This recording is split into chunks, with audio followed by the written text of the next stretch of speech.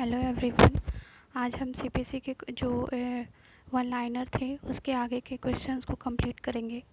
तो देखिए, पहला क्वेश्चन है कि कोई बात राजस्व से संबंधित है जिसका निर्धारण राजस्व न्यायालय द्वारा होता है, तो क्या यदि वाद सिविल न्यायालय में दायर किया जाता है तो क्या पूर्व न्याय का सिद्धांत लगेगा? तो इसके आंसर्स क्या होंगे? नहीं लगेगा, ये बताया गया है। यहाँ पूर्व न्याय का सिद्धांत नहीं लगेगा।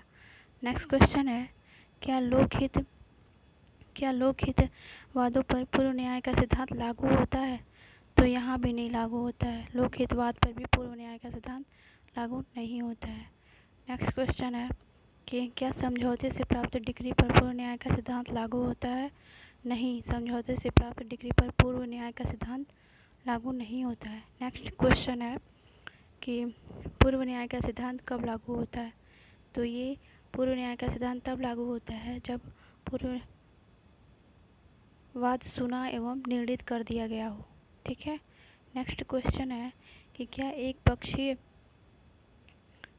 पक्षीय डिक्री की स्थिति में पूर्व न्याय का सिद्धांत लागू होता है? तो हाँ, लागू होता है। एक पक्षीय डिक्री की स्थिति में पूर्व न्याय का सिद्धांत लागू होता है। क्या चूक के कारण बर्खास्तगी पर पूर्व न्याय का सिद्धांत लागू होता है? नहीं, इसका आंसर है नहीं। चूक के कारण बर्खास्तगी पर पूर्व न्याय का सिद्धांत लागू नहीं होता है। नेक्स्ट क्वेश्चन है, क्या ऑबिटर डिक्टा पर पूर्व न्याय का सिद्धांत लागू होता है? तो नहीं, यहाँ भी नहीं लागू होता है। नेक्स्ट है, अतिरिक्तवाद का वर्जन से आप क्या समझते हैं? तो इसका आंसर होगा कि अगर किसी मामले में अतिरिक्तवाद किया जाना विधि द्वारा वर्जित है तो ऐसी वर्जना के कारण दावा दायर नहीं किया जा सकता।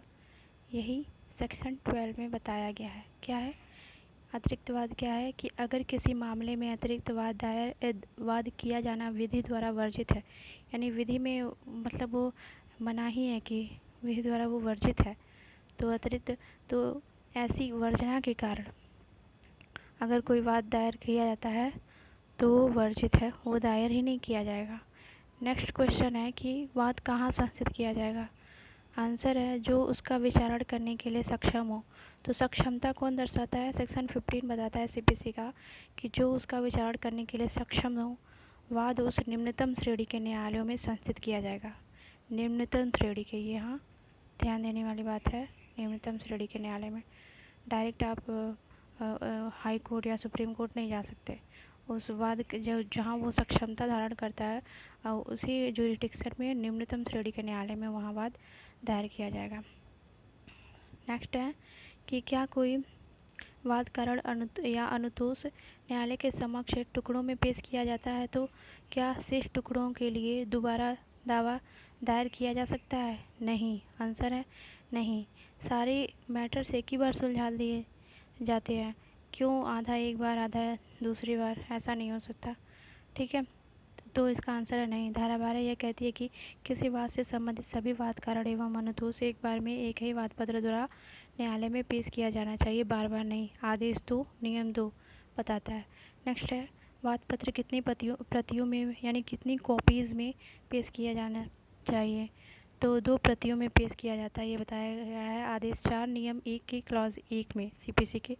ये संशोधन द्वारा आया है 1999 के। फिर नेक्स्ट क्वेश्चन है, क्या आदेश 8 नियम 8 को सीपीसी संशोधन अधिनियम 1999 के वाद प्रभाव में है? तो नहीं, जो 1999 के संशोधन अधिनियम हैं आदेश 8 के नियम 8 क के, वो अब प्रभाव में नहीं है क्योंकि यह विलोपित किया जा चुका है। ठीक है, नेक्स्ट स्लाइड पे चलते हैं। तो नेक्स्ट है इसका क्वेश्चन, एक पक्षीय कार्रवाई को क्या आपास्त करवाया जा सकता है? तो हाँ, आदेश 9 नियम 13 ये बताता है कि एक पक्षीय आदेश की कार्रवाई को वो आपास्त कराया जा सकता है। ठीक है, नेक्स्ट क्वेश्चन है, दूसरे पक्षकार को सूचना दिए बिना क्या कोई डिक्री आपास्त की जा सकती है? तो आंसर है नहीं की जा सकती है। आदेश 9 नियम 14 में ये बताया गया नहीं की जा सकती। फिर नेक्स्ट है कि जो अनुतोष चाहता है उपस्थित न होने पर वाद खारिज हो जाता है, तो क्या वादी उसी अनुतोष के लिए दोबारा वाद दायर कर सकता है? तो नहीं कर सकता है। जब उसे बुलाया गया तब आया नहीं, तो बाद में उसी बात पर दोबारा वाद नहीं दायर कर सकता। वो दोबारा उस वादकरण के लिए वाद नहीं दायर किया जा सकता है। आदेश न नियम न में बताया गया है। ठीक है, नेक्स्ट है वैकल्पिक विवाद प्रस्ताव के किसी एक रीति को अपनाने का क्या न्यायालय निर्देश दे सकता है? तो इसके आंसर्स हैं हाँ, न्यायालय निर्देश दे सकता है। कैसे? आदेश 10 नियम 1 के अ, ब व स सीपीसी के संशोधन अधिनियम 1999 के तहत। फिर है नेक्स्ट क्वेश्चन कि परिप्रश्नों का उत्तर कितनी समय अवधि के भीतर भीतर पेश किया जाएगा? तो इसके आंसर है परिप्रश्नों का उत्तर 10 दिवस के भीतर भीतर, इससे ज़्यादा नहीं। ये बताया गया आदेश 11 के नियम 9 में बताया गया कि जो परिप्रश्नों का उत्तर होगा उसे 10 दिवस के भीतर भीतर पेश किया जाएगा। ये मैंडेटरी है। फिर है परिप्रश्नों के उत्तरों का क्या विचारण में उपयोग किया जा सकता है? ठीक है, तो हाँ, विचारण में उपयोग किया जा सकता है। ये आदेश आपका 11 रूल 22 में बताया गया है।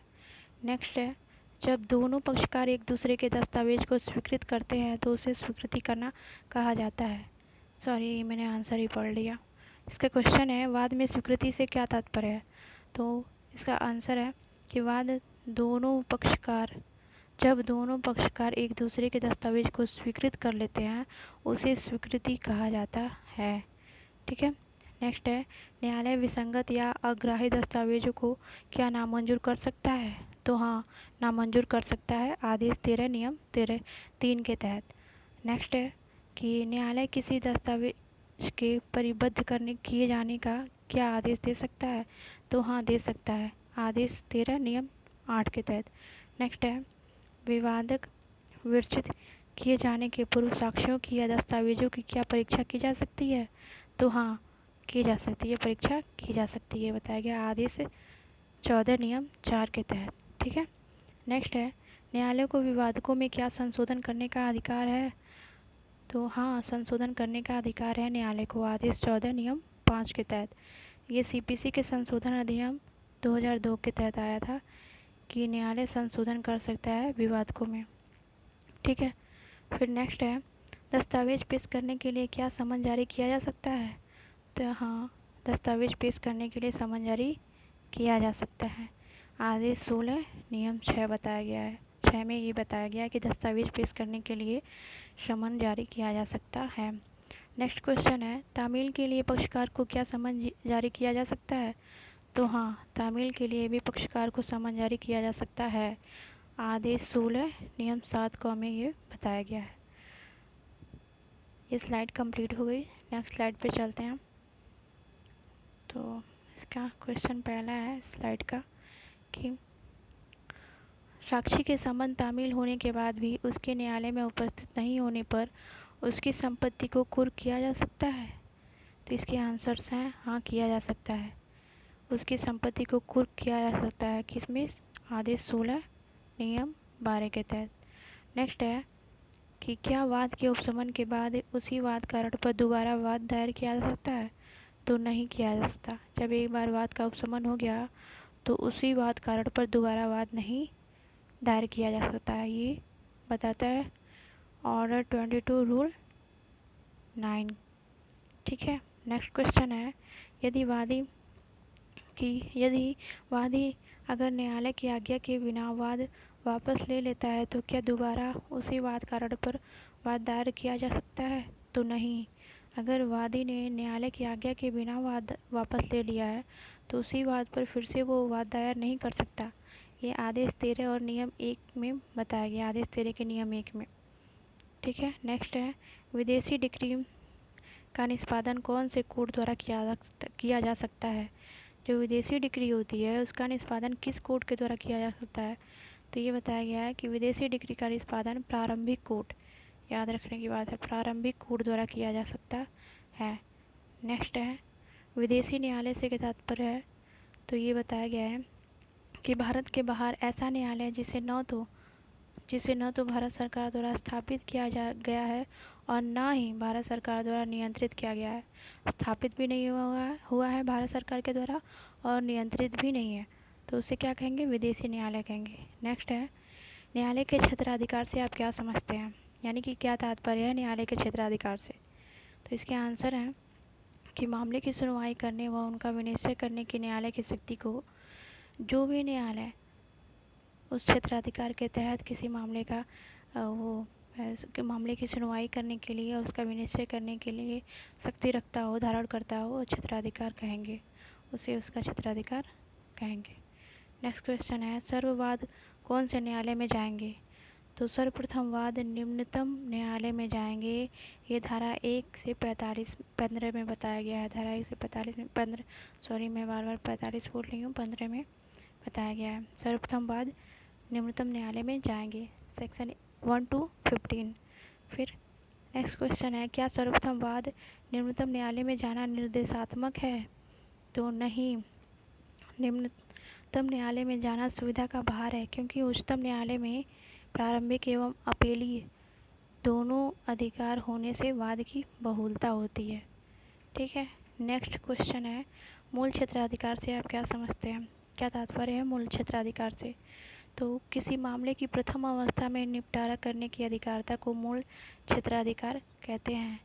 किसी मामले की प्रथम अवस्था में निपटारा करने की जो अधिकारिता होती है उसे के मूल क्षेत्राधिकार कहते हैं। नेक्स्ट क्वेश्चन है कि अपीलीय क्षेत्राधिकार से क्या तात्पर्य है?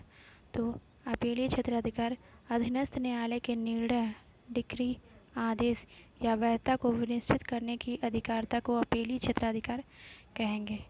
नेक्स्ट क्वेश्चन है कि दीवानी मामलों में निम्नतम अपीलीय अधिकारिता किसको है? दीवानी मामलों में जो निम्नतम अपीलीय अधिकारिता है वो किसको है? तो जिले के न्यायालय को है, जिला न्यायालय यानी डिस्ट्रिक्ट कोर्ट को है। नेक्स्ट क्वेश्चन है, जिला न्यायालय को कौन से क्षेत्राधिकार प्राप्त हैं? तो जिला न्यायालय को मूल क्षेत्राधिकार व अपीलीय क्षेत्राधिकार प्राप्त हैं दोनों। जिला न्यायालय को जो डिस्ट्रिक्ट कोर्ट हुआ उसे मूल क्षेत्राधिकार और अपीलीय क्षेत्राधिकार प्राप्त है। ठीक है। नेक्स्ट क्वेश्चन है, राजस्थान में सिविल न्यायालय यानी कनिष्ठ खंड का आर्थिक क्षेत्राधिकार क्या है? यानी कि वो कितना दंड या फिर दंड नहीं, आर्थिक क्षेत्र कितना जुर्माना वो अधिरोपित कर सकता है किसी केस में? तो सिविल न्यायालय कनिष्ठ खंड का आर्थिक क्षेत्राधिकार 25,000 रुपये तक का होता है राजस्थान में। ठीक है, ये स्लाइड कंप्लीट हो गई। अब हम नेक्स्ट स्लाइड पे चलते हैं।